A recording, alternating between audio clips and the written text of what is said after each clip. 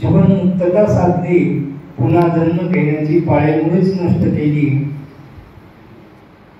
ज्यांनी स्वतःच्या मेहनतीनं ज्ञान प्राप्त केलं, कोणाची मदत घेतली नाही आणि ते संपूर्ण बुद्ध झाले, अशा भगवान सम्यक संबुद्धाला मी त्रिवार वंदन करतो.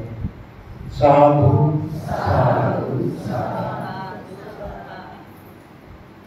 ज्यांनी मला काशाय वस्त्र दिलं, माझ्या जीवनाचा उद्धार केला, त्या माझ्या गुरुला पूजनीय बदन धर्मकीर्तीजींना मी त्रिवार वंदन करतो. साधू जसं आज महाराष्ट्रात कुठेही गेलं,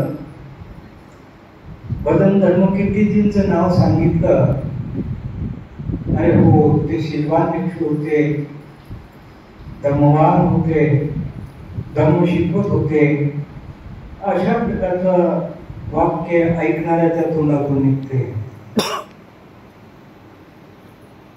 माझी अशी इच्छा आहे की धर्मकीर्ती नगरचं सेंटर अशाच प्रकारे व्हावं की धर्मकीर्ती नगरच्या सेंटरचं नाव ज्यांनी ऐकलं त्यांना वाटावं की मी पण एक 10 दिवसाचं शिबिर केलं पाहिजे. आपल्याकडे हॉल आहे, आपल्याकडे राहण्याची व्यवस्था आहे, जो शिकवायला येईल त्याची व्यवस्था होत आहे, पण एक व्यवस्था राहिलेली आहे, शिबिराला येणाऱ्या लोकांसाठी जेवण पकवण्याची आणि लोकांना बसून शांततेने जेवण करण्याची संधी आपण सर्व उपासक उपासिकांनी आपल्या प्रयत्नानं मेहनतीनं करून द्यावी. मी सहभागी आहे, आपण सर्व मिळून करूया. साधू साधू साधू. म्हणजेच धर्मकीर्तीजींचं नाव हे अजरामर आहे.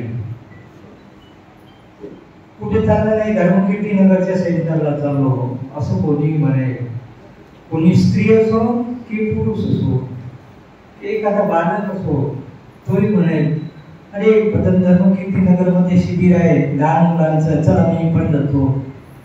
सर्वांना जाता येईल, शिबिराचा लाभ घेता येईल, या भूमीचा लाभ होईल.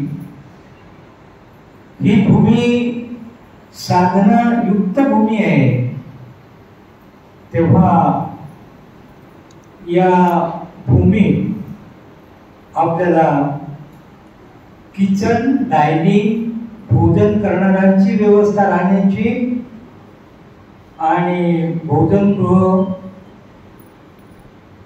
तयार करायचं आहे. वदंत धर्मकीर्तीजींचं जीवन महान त्यागी जीवन होतं. एकदा ते मांडावरून एका बैलगाडीने येत होते खाचरीवर. दुरून एका माणसाने पाहिलं, त्याला वाटलं की हे वदंत धर्मकीर्तीजी येत आहेत.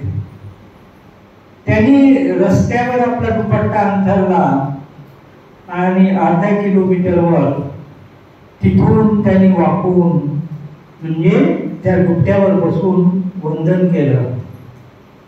इतके महान धर्मकीर्तीजी भिक्षूंना मार्गदर्शन करत, लोकांना मार्गदर्शन करत, त्यांनी भिक्षू बनवून शिकवण्यासाठी नागपूरच्या लोकांना आग्रह केला होता, पण कोणी लक्ष दिलं नव्हतं त्यावेळेला. तेव्हा ते कोकणला गेले.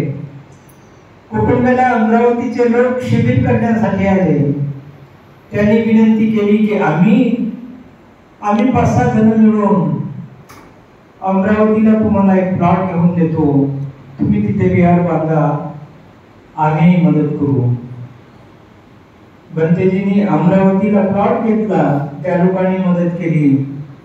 कोणी आपल्या पत्नीच्या बांगड्या ठेवल्या, कोणी गळ्यातलं दागिनं गहाण ठेवलं, कोणी आपल्या शेताचा माल विकला आणि त्यांना एक कवलाचं झोपडं बांधायला मदत केली. बंदेजी स्वतः भिंत रचत होते त्या विहाराची भिंत बांधायसाठी. तेव्हा एक इंगळे नावाचा उपासक भंतेजी जवळ आला. म्हणजे भंतेजी, तुम्ही स्वतः भिंत तयार करत आहात कसं का?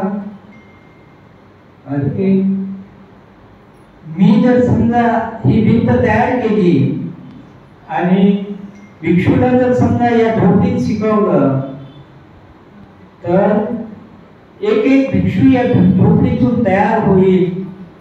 ही भंतेजींची एक उत्कट मंगल कामना होती. भंतेजी चिरोडा तहसीलमध्ये भंडारा जिल्ह्यातील खुर्शीपार नावाच्या गावाला जन्माला आले. आताही त्यांची 10 डिसमिल जागा तिथे आहे. मी 2दा जाऊन आलो. तिथे एक विहार बांधायची इच्छा आहे, पण त्याआधी इथलं किचन आणि डायनिंग तयार करण्याची उत्कट इच्छा आहे. आपण सर्वांनी साथ द्यावं आणि भंतेजींची इच्छा पूर्ण करावी असं मी आपल्याला आवाहन करतो. वेळ बराच झालेला आहे, तेव्हा तुम्ही पण 10 वाजेपासून घरून निघालात. तुमचा अधिक वेळ घेऊ इच्छित नाही. तरी पण भंतेजी जो सत्कर्म शिकवत होते, अभिधम्म संगो विशेष असा धम्म, चित्त चैतसिक रूप आणि निर्वाणाचा धम्म. चित्त म्हणजे मन, मनेती मन, चिंतन करणारं ते चित्त. मग चांगल्याचं चिंतन असो, वाईटाचं चिंतन असो, मनात जे विचार आले त्या विचारांचं चिंतन. कोणी रात्रंदिवस एकच चिंतन करतो, मी त्याची चोरी कसा करीन. कोणी रात्रंदिवस चिंतन करतो, मी त्या बाईची अब्रू कशी लुटेन. कोणी रात्रंदिवस चिंतन करतो की मी त्याचं घर कसं फोडीन, त्याचं घर उद्ध्वस्त कसं करीन. याच विचारात राहतो. हे चिंतन मी अभिधम्म संगो या ग्रंथाचा अभ्यास कसा करीन, रात्रंदिवस त्याचं चिंतन. आणि मी माझं चित्त शुद्ध कसं करीन याचंही चिंतन. चिंतन प्रत्येक गोष्टीचं, प्रत्येक माणूस वेगवेगळ्या चिंतनात गुंतलेला असतो. वेगवेगळ्या चिंतनात प्रत्येक मनुष्य गुंतलेला असतो. तो स्त्री असो की पुरुष असो. कोणी चांगल्यात गुंततो, कोणी वाईटात फिरतो, पण त्याचे चित्त शुद्धच राहते. चिंतन आपल्या चित्तात चांगले विचार आले, आपण चांगलं चिंतन करावं. आपलं चित्त चांगल्या विचारात गुरफटत राहावं आणि माझंही कल्याण व्हावं, इतरांचंही कल्याण व्हावं असे विचार माझ्या चित्तात उत्पन्न व्हावे आणि माझं चित्त उन्मूत व्हावं. ते चित्त कुशला धम्म, कुशल धर्म अभ्यासणारं व्हावं. अशा प्रकारची आपली वृत्ती असली पाहिजे. चैतसिक म्हणजे वाईट विचार. एखादा पागल मनुष्य असतो, तो पागलच फिरत राहतो.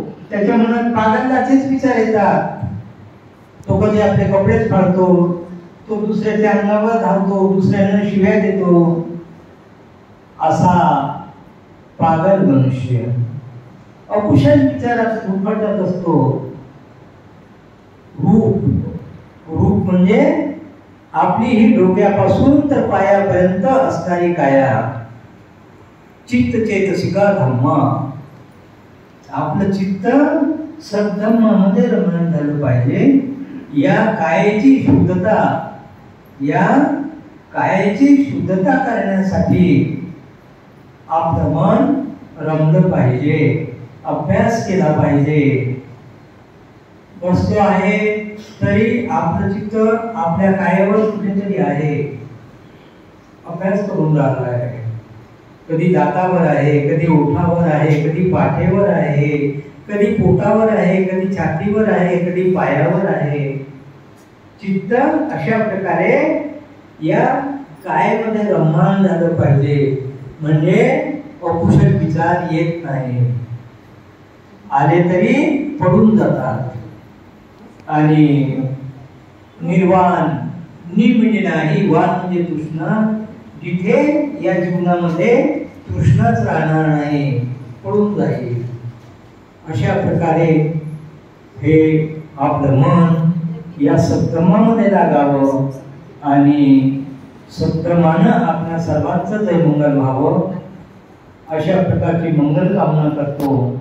पूजनीय धर्मकीर्तीजी महादेव यांना पुन्हा एकदा स्मरण करतो, त्यांच्या चरणावर लीन होतो.